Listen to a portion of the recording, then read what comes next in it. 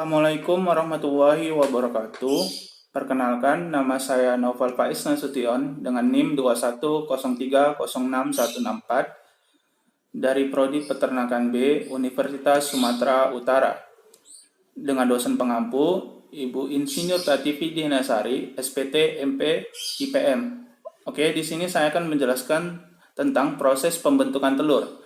Jadi terbentuknya telur itu dimulai dengan terbentuknya kuning telur di dalam ovarium. Ovum yang telah matang akan dilepaskan oleh ovarium dan akan ditangkap oleh invidibulum. Kuning telur berada di bagian ini selama 15-30 menit tanpa adanya penambahan unsur lain. Sebelum masuk ke dalam magnum, terjadi proses fertilisasi di mana dilakukan antara infundibulum dengan magnum. Terdapat spermatozoa.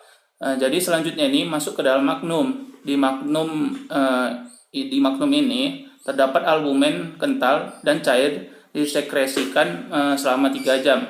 Selanjutnya masuk ke dalam isthmus. Di isthmus ini akan dibungkus oleh 2 selaput tipis atau membran sel. Jadi proses ini memakan waktu sekitar 1,5 jam setelah membran sel terbentuk. Jadi terbentuk seperti kerabang selama 18-21 jam. Selanjutnya masuk ke vagina. Jadi di vagina ini terjadi proses kultikula, di mana proses kultikula ini dapat menyempurnakan pori-pori serta oposisi telur dan selanjutnya akan dikeluarkan melalui kloaka. Selanjutnya ada sintesis yolk. Jadi yolk ini hanya mengandung kurang lebih 50% air. Selebihnya adalah protein dan lipid dengan perbandingan 1:2. Lipid dalam yolk berbentuk lipoprotein. Jadi padatan yolk ini mengandung fosfoprotein yang juga disebut fosfitin. Lipoprotein ini terdapat lipofitelin atau high density lipoprotein atau HDL, sedangkan karbohidrat yolk adalah polisakarida dalam bentuk magnose glukosamin. Jadi pembentukan atau sintesis komponen-komponen yolk berlangsung di dalam hati di bawah koordinasi hormon-hormon gonadotropin dan steroid. Jadi proses terjadinya dimulai dari pituitari atau kelenjar di bawah otak akan melepaskan hormon gonadotropin dan hormon steroid akan melepaskan hormon estrogen.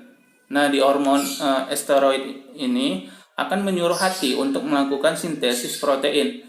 Jadi sintesis protein akan dilakukan di dalam nukleus dengan komponen-komponen yolk seperti asam amino, lipid, fosfor, kalsium. Setelah proses sintesis protein terjadi, selanjutnya akan dibawa oleh darah menuju ke folikel.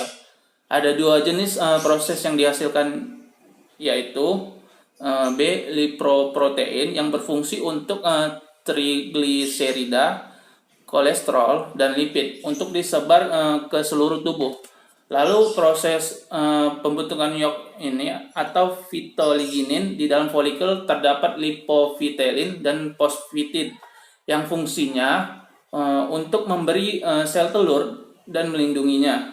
Setelah proses terjadi, maka yolk atau kuning telur akan terbentuk. Beberapa hasil penelitian menunjukkan bahwa kenaikan level follicle stimulating hormone atau FSH pada ayam domestik terjadi pada saat menjelang fase pertumbuhan folikel. Yang ketiga yaitu sekitar 15 jam sebelum ovulasi. Peningkatan level FSH ini terjadi secara simultan dengan meningkatnya pengikatan FSH pada jaringan ovarium. Lalu ada sintesis albumin. Jadi sintesis albumin ini protein albumin terdiri dari ovarium sekitar 54%, atau konalbumin sekitar 13%. Yang ketiga ada ovomucin sekitar 11%. Yang keempat itu ada ovoglobulins sekitar 8%. Yang kelima ada lysozyme sekitar 3,5%. Dan keenam itu ada ovomucin sekitar 1,5 sampai 3%. Jadi terdapat juga beberapa protein dengan level yang sangat kecil, yaitu avidin dengan 0,05%, lalu ada flavoprotein dengan 0,8%, berikutnya ada ovoimmunoglobulin sekitar 0,5%, dan ovoid inhibitors sekitar 0,1 sampai 1,5%, dan ovolikoprotein sekitar 0,5 sampai 1,0%, dan papain inhibitor sekitar 0,1%. Jadi hormon-hormon steroid memiliki peranan penting yang dari dalamnya terdapat sintesis protein pada sel-sel oviduk. Jadi mekanisme kerjanya ini dimulai dari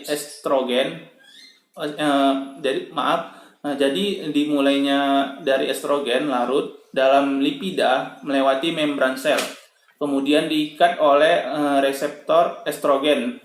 Jadi kompleks estrogen dan reseptornya membentuk menjadi 5S.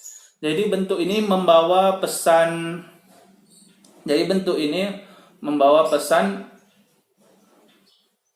kedua yang memasuki nukleosel. Jadi berinteraksi dengan kromosom yang menyebabkan gen tertentu dibentuk menjadi mRNA.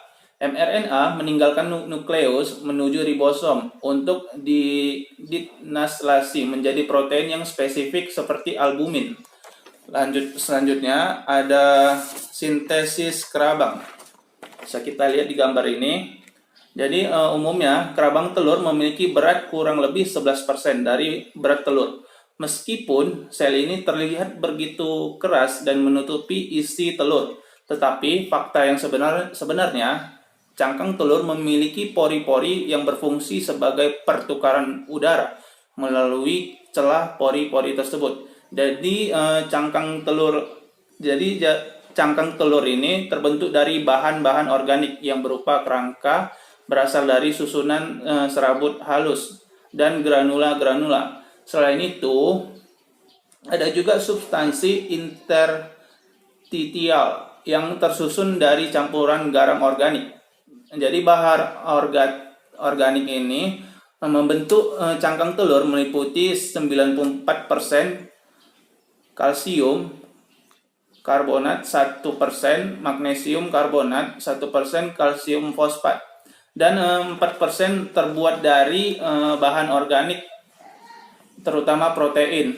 Pembentukan kulit telur terbagi menjadi 4 bagian, yaitu kutikula, lapisan bunga karang, lapisan mamalia, serta lapisan membran. Sintesis kerabang terjadi di bagian uterus. Dalam sintesis kerabang, terdapat komponen penyusunannya, yaitu ion Ca dan CO3 menjadi CaCO3. Nah, ion CO3 terbentuk dari CO2 dalam plasma dan dalam plasma darah di uterus dengan bantuan H2O. Kedua tadi akan dirombak oleh enzim karbonik anhidrase, terbentuklah H2CO3. Jadi H2CO3 akan terjadi proses oksidasi, yaitu proses pengurangan atom hidrogen yang tersisa, yaitu CO3. Lalu CO3 dengan ion kalsium dari dalam darah tadi akan bergabung CaCO3 membungkus kerabang dari telur. Itulah tadi materi penjelasan saya. Apabila ada kekurangan, mohon maaf. Wassalamualaikum warahmatullahi wabarakatuh. Try to get you out my mind, but why should I when you're all I really like? Yeah, I feel higher than a